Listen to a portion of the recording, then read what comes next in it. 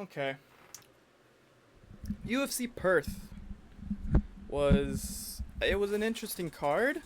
I was somehow correct in a lot of what I talked about on this show, which is cool. Um,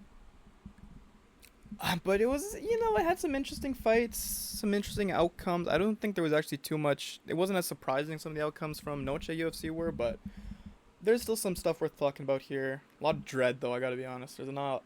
I'm pretty sad about some of these. First fight of the night was Luma Lukbonme versus Alex Tainara. I had Luma to win this. I thought she was more well-rounded, and the Muay Thai would have been able to come in a bit stronger for her. But nope, Tainara was easily stronger than her, outmuscled her, got the takedowns quite often, kept pressure going. It was still pretty competitive, like I said, on the feet. Luma did look pretty good here. She was outstriking a bit here, but the grappling of Tainara was just too much for her to overcome, so she wins here by pretty unanimous decision. Shit. That's a good win for Alex Tainara, honestly. That's a pretty decent win, so I'm excited to see where she goes on from here. Up next was Brando Merchich versus Elijah Ellison. Close fight this. It was actually it wasn't a close fight really. Both guys were landing takedowns. Oh, I'm dumb. Cause then you do this. I'm sorry. I just started talking about it here. I gotta control this live now. I forgot this isn't a post thing. This is a live thing. Anyway, here. Sorry, you saw the stats for Luma. This is the stats for Elijah and Brando. So you can see here. There actually wasn't any takedowns. Elijah tried to get the takedowns in, so he was clinching a bit, so that kept him in the fight for a little bit. But Perich was just able to strike him down pretty easily, man. He was landing. His right hand was moving pretty well throughout the fight. It was looking pretty good for him.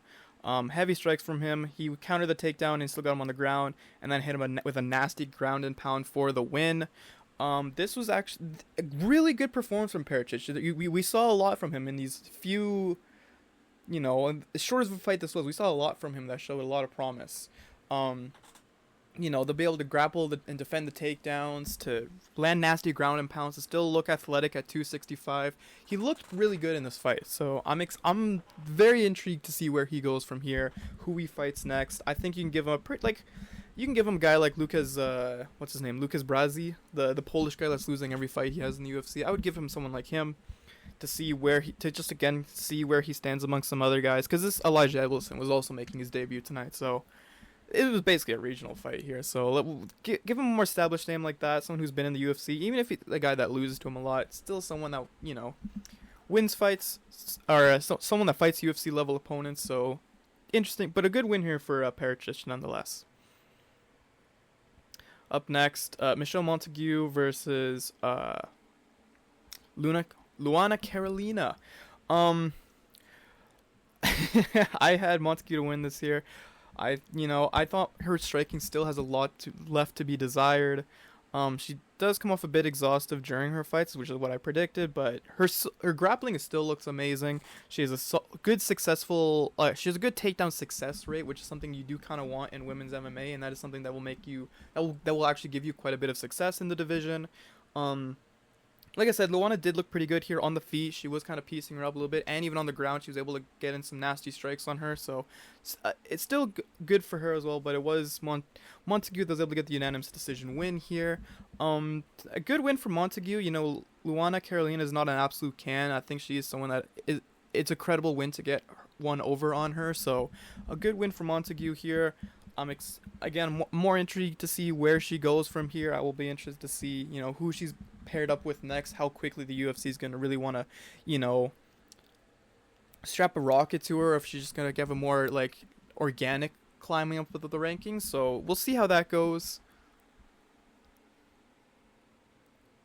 Whoops. I'm all out of order. There we go. Colby Thickness versus Josias Musasa. This went about as well as I thought it would. Thickness obviously isn't really good at the striking defense. He gets overpowered pretty easily, but he has some pretty decent grappling here that was on display throughout this fight.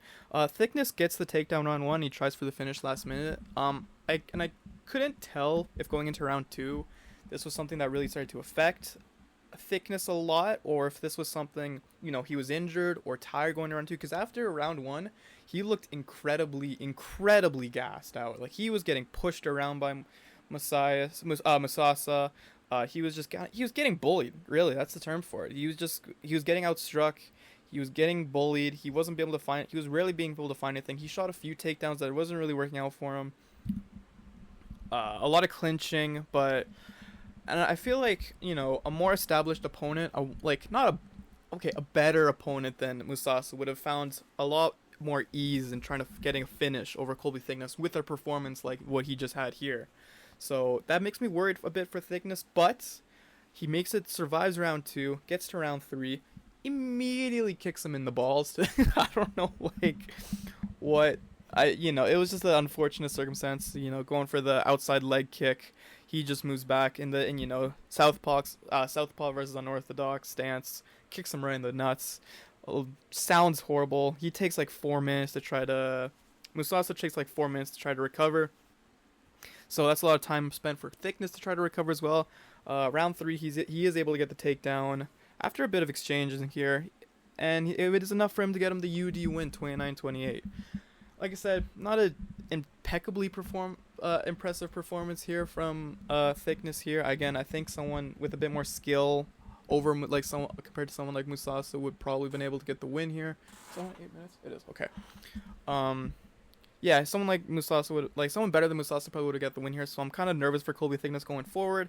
I do think his grappling is pretty decent though, and if he doesn't if he doesn't gas himself out in the first round, then he probably will be able to have a pretty decent run here if he's able to just continue getting the grappling in, because he is pretty good at grappling. Up next, Jamie Mullarkey versus Rolando Bedoya. Bedoya, yeah, it surprised me how many people actually had Bedoya to win this. I was just looking at Bedoya, and man, like the guys he loses to, man, like Jamie Mullarkey's not one of these guys, and the guys Jamie Mullarkey loses to, Rolando Bedoya is not one of them. He's not on that same level. So I was confused to see people really, go for him. But Bedoya did actually prove a lot here. He actually was pretty decent. Like, I was more impressed by Bedoya than he overperformed to my expectations. So good for him. Mullarkey looked pretty gritty here. He was winning rounds 1 and 2. Pretty easily. He was just outstriking Bedoya. Bedoya really didn't have much of an answer for any of those strikes he was throwing at him. And again, Mullarkey, even when Bedoya eventually did start to gain a bit more momentum, Mullarkey was just eating these punches and surviving, and still looking pretty decent. Bedoya did also have some pretty good takedown defense, but, ate a good amount of strikes from Mullarkey. He was just kind of piecing him up for the first 2 rounds. But then Bedoya's cardio ability kicks in, which I was kind of nervous for. I thought it was something that would have kicked in maybe a bit more round 2, and I think that's why people actually kind of thought Bedoya had a chance in this fight because of the cardio. It did kick in round 3. He was piecing him Mullarkey. He was backing him up. Mullarkey I think he was cut at 1.2. He was doing a really good job fighting Mullarkey in round 3, but it was not enough. Not enough for the win. Jamie Mullarkey gets the nod. Unanimous decision, 29-28. Yeah, it was a good fight for Mullarkey, man. He is just above that level of a guy like Bedoya, Someone who, Bedoya just needs to figure out stuff about, like, if he, when to press forward, when to, throw strikes, and, maybe mix in a bit of a grappling game, because he didn't go for any takedowns. But this was a good fight. It was actually a better performance from Bedoya than I was expecting, and despite being 0-4 in the UFC now, I think there's still some value in a guy like Bedoya, so maybe he gets re-signed. I don't know. We'll have to see, but good performance from Jamie Mullarkey here. Fuck. Cam Rouston versus Andre Petrosky. Shit, man. Rouston looked good. He looked very good in this fight. I didn't think the size advantage would be as much of a big of a factor as it ended up being. But he kept range really well. He was not letting Petrosky get real close. Kept him at bay. Was throwing good strikes. He was, very accurate strikes he was throwing at him. And it was enough to eventually catch Petrosky and get the KO win. He dropped him with, I believe it was just a short hook. And then drops him in the first round and gets the first round TKO win over him. I cannot believe Petrosky did not throw a single takedown attempt. He just didn't even try. You know, I feel like if you're someone like when you watch the Torres Finney fight, you know, like again, you're 5'8" and you're beating a guy that's 6'3". You know, like this guy does not have good takedown defense. He gets clinched up very easily. And I don't. So I'm just confused as to why Petrosky didn't even try to do that at all. He really. I guess he was just scared of the size advantage. Like he was just worried about the reach that Cam Rouston had. So maybe that's the reason. But Petrosky really did not look good here, and I don't know where this leaves him, quite frankly, because yeah, he didn't even look like he tried in this fight, and I'm kind of upset. I'm kind of sad about that because I picked Petrosky to win, and I think this gives Cam Rouston a bit of not false hope. Obviously, he's a talented fighter, and I do think he has the ability to win fights, but he just needs to. If he just improves his grappling and his takedown defense, then I think he will go far. But the line was right there, man. It was right there. Like the game plan was right there, and you didn't follow it. So I have a lot of questions about how Petrosky approached this fight. But still, good win for Cam Rouston regardless. Ooh. Ooh. Navajo Sterling versus Rodolfo Bellato. Uh, this was a lot more competitive than I thought it was going to be. I really thought Sterling was going to come in here and just piece this guy up real easily, like for the entire fight. I thought he was just going to be in total control.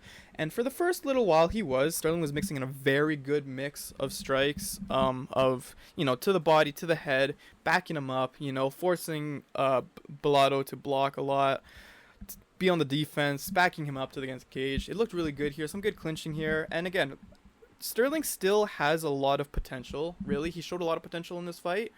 But towards the later stages, you know, it was Bellato that was starting to get more strikes, and he was establishing a good jab. He was backing Sterling up, and then became very competitive in the last round. And I was just kind of like, whoa, man, let's just calm down a little bit here. You know, a single bad decision is gonna swing this whole fight's narrative, dude. So let's just calm down a little bit here, Sterling. Get it together. But it was still, Sterling did enough to get the unanimous decision win. I believe it was 30-27 actually, so there really wasn't much concern for that. I don't know. I still like that. It's tough. I thought Sterling was gonna mix in a bit more grappling than he did. Bellato shot a lot of takedowns, so okay. He shot more than Sterling actually, so I was wondering about that. But he still performed well, did enough for the win. I just hope he continues to build upon himself and just, you know, take everything from this fight that you can. Bellato did look good here. He now is 1-1-1-1 in the UFC, which is awesome. And we'll see where he goes from here, man. I don't know what's next for Bellato, but Sterling hopefully still has a high ceiling to climb. I hope to see more improvements in his next fight. Thought this was a bit shaky, but still a good win for him. On to the main card now. Tom Nolan versus Charlie Campbell. I thought this was going to be a scrap. This was the one I was excited to see here. And for the most part, it was. And, you know, very competitive from both guys. They were both throwing their kicks a lot. They were throwing some pretty heavy kicks throughout the fight. Nolan had this awesome body kick he was throwing, and then Charlie Campbell was throwing some high head kicks here, which was a really great mix of both those things. In the end, it actually was the kicks from Nolan that was able to drop Charlie Campbell for a bit, and then Nolan just completely got on top. Total control here. Gets the rear naked choke in. Gets the tap out victory in the first round. Very good performance from Tom Nolan here. Man, these, like, it's so funny because, like, lightweight division still has a lot of promise. There's a lot of promise within the lightweight division of guys to come up, but it's like 5 people in the lightweight. Like, they're all on the very bottom. You know, they're on the prelims still, and they're opening the shows of main cards of fight nights. But there's a lot of promise in the lightweight division as of right now. I think this is another name that I want to look out for a bit more. Tom Nolan, like, again, very good performance from here. Charlie Campbell is not an easy opponent to beat, so really good performance here.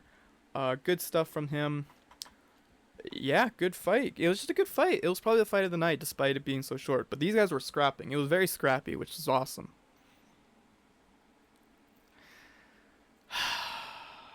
I gotta talk about this. man, man. J.H. Matthews versus Neil Magny. The first round, Magny was completely outboxing Matthews. Um, he was, which I wasn't expecting. Honestly, it was weird seeing Matthews put pressure on him, but Magny just found counters to everything. He was counter punching like crazy. He was tagging him up. He was just Matthews really couldn't find any momentum until like until he shot until Magny shot for a takedown in which Matthews was able to get the guillotine in and started out grappling him a little bit. And towards the end of the round, and then at the end of the round, Magny he's like, Matthews is on top. Magny's like, just kind of stuck in a guillotine position. He's not really being choked out. It looks kind of tight, maybe, but he's not really doing much. He has his arm up, and then for some reason he just decides to like drop his arm down this way, which is risky. It's not a very veteran move I'd expect from someone like Magny to do, because the ref sees him drop his arm and he's like, he stops the fight. Like he did. Like he stops the fight, but right at the last second. And then the round ends, and then he sees Magny is still very much conscious and that he made the wrong decision, so he says, oh, okay, we're just gonna move on to round 2 then. Which, like, can he do that? He technically stopped the fight a second early. And I don't know, like, can he overturn his own decision? I don't think I've ever seen a ref overturn their own decision immediately. So, like, I don't know if that's why I think Matthews has a chance, is like trying to overturn the decision of this fight, the outcome of this fight here, as we'll get into a second here. But I do think he has kind of a case, because I don't think I've ever seen a ref overturn their own decision so quickly. But anyway, round 2 goes in. Matthews is still striking. He starts striking pretty hard. He's finally able to get some momentum here on Neil Magny. He's defending the takedown really well, and even again, Magny shoots for a takedown. He gets it, but Matthews still outgrapples him pretty easily here. So another solid performance in round 2 for Matthews. However, round 3, Magny starts maintaining octagon control. This time Matthews shoots a takedown on him.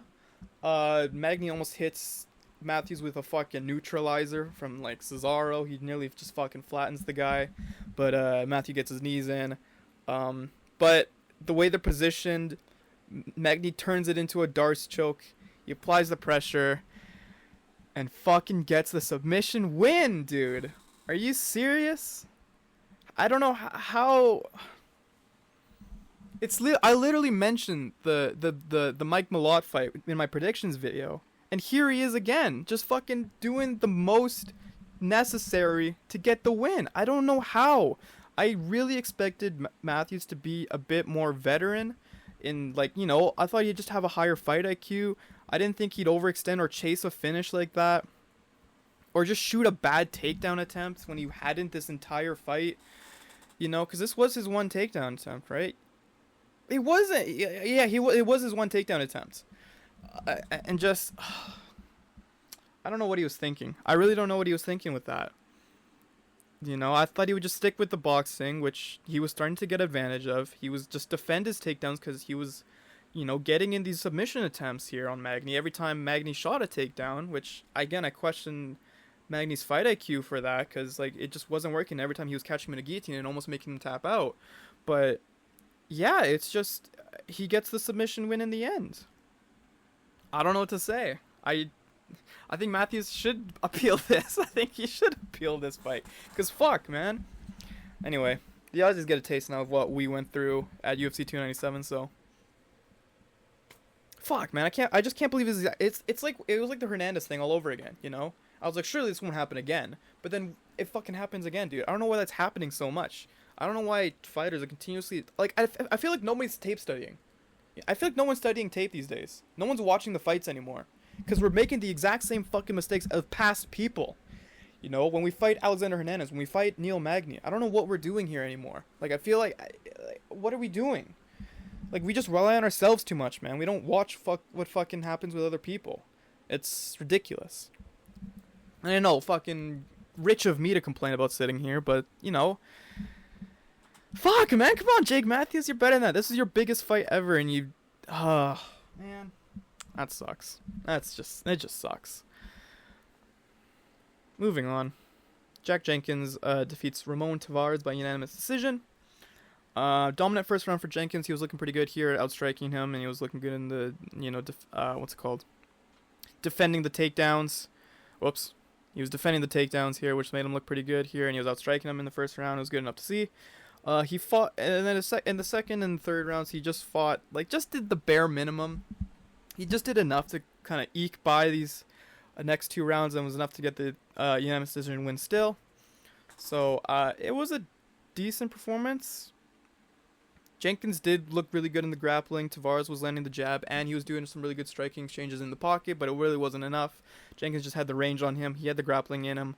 And Tavares also did have a pretty good takedown defense, so... Oh, no, sorry, it was Jenkins that had the takedown defense. My bad, I'm looking at these stats all wrong.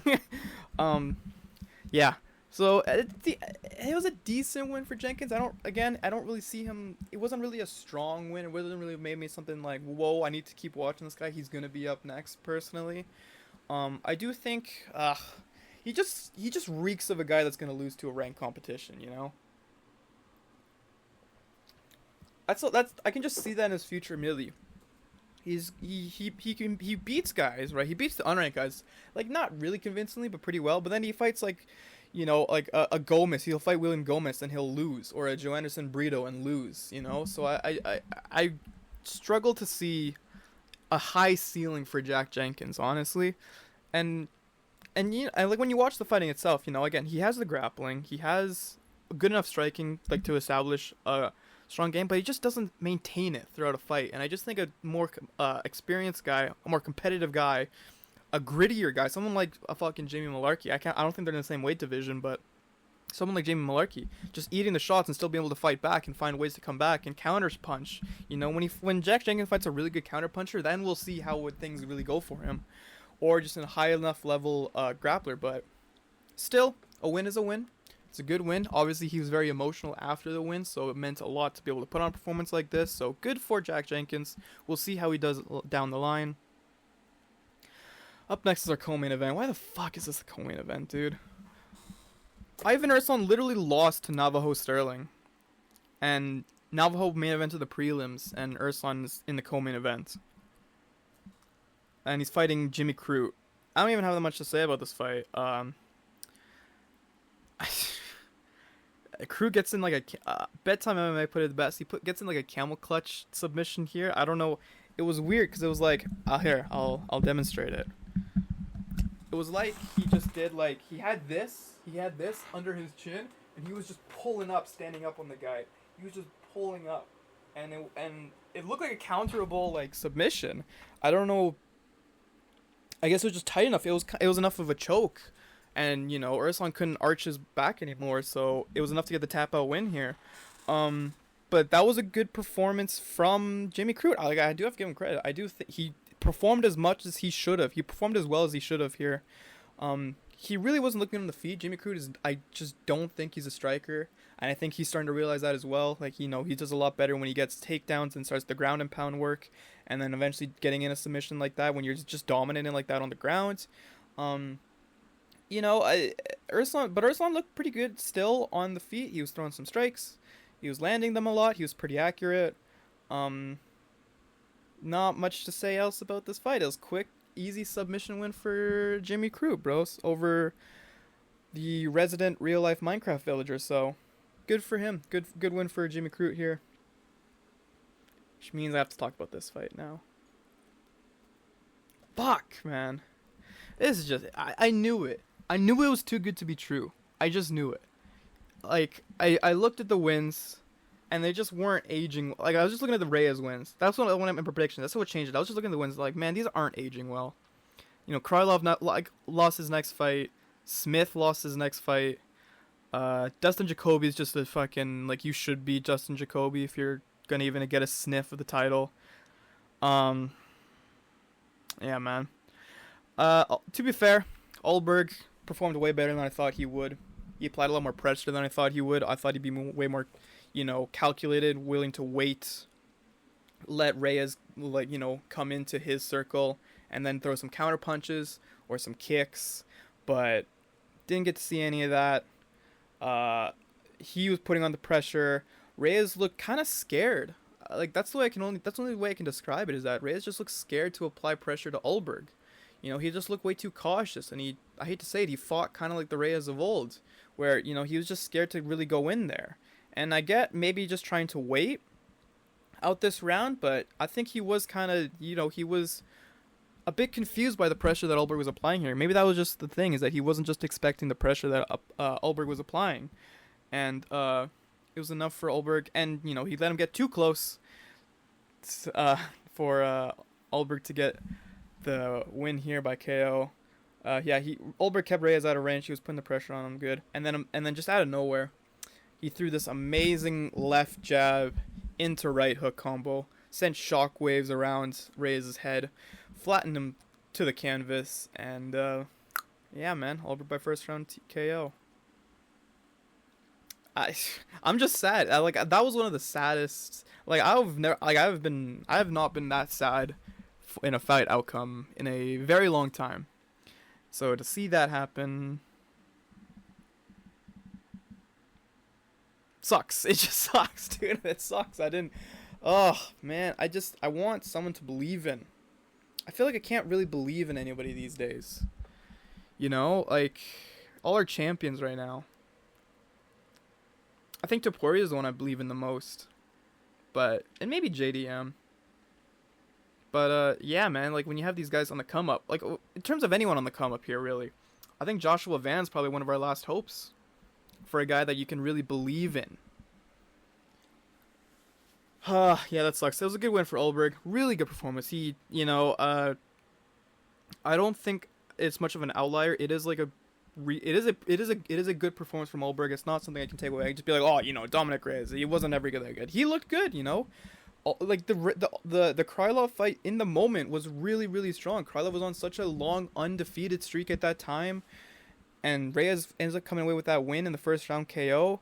But Ulberg himself comes away with the first round KO of him. Like, it's a good win. It's his best performance, you know. So, real good argument for him to be in a title picture now. This is fucked, man. Seriously, if Ulberg wins, right? So if Roundtree wins, and then if Magomed wins, the light heavyweight division is cooked. We are out of the era. It's a new era of just not as fun. So, yeah, man. Good performance from Ulberg, though. Overall, show itself was fine. Thought it was fine. Some decent performances here. Some good scraps here and there. Good wins. Not. I'm sorry. I'm so stuck up on that Ulberg Reyes outcome, man. Damn it. I really wanted Reyes to win that. I really did. But that was UFC Perth. I'm gonna give that like a 5 out of 10 show. Overall card. It was cool. Not boring. Not any bad fights. But, you know, just right in the middle. So, 5 out of 10 for me.